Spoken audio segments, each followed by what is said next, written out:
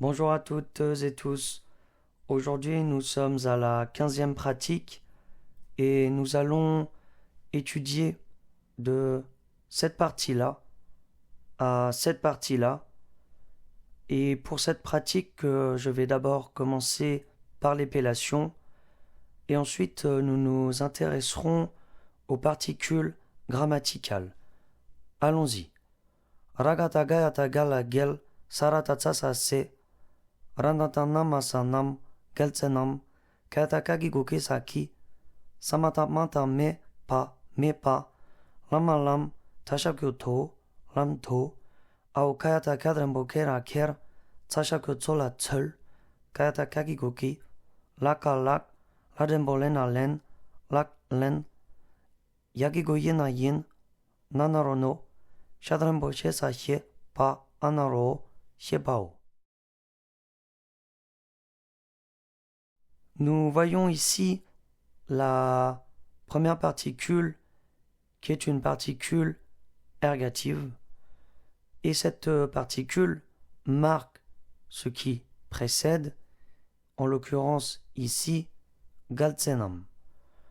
Nous parlons de jepapo tsowo et donc nous marquons l'agent.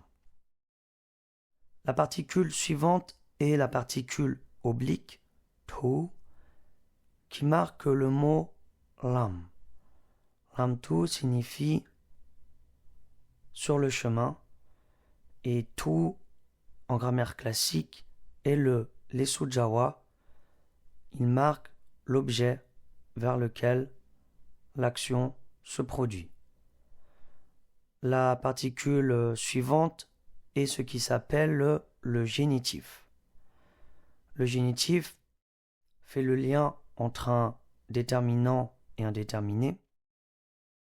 Et donc ici, le déterminé est l'aklenyin. C'est la pratique. Et le déterminant est gatsen namki mepa lamtu kertsul. Des fils des vainqueurs, cette façon d'intégrer les reproches le long du chemin. Enfin, la dernière particule s'appelle une particule finale.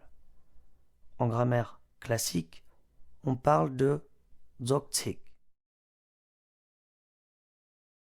Si nous donnons la traduction de cette phrase, nous pourrions dire c'est la pratique des vainqueurs ou c'est l'une des pratiques des vainqueurs, cette façon d'intégrer les reproches le long du chemin. J'espère que cela a été utile pour vous et je vais vous dire à bientôt pour une prochaine vidéo.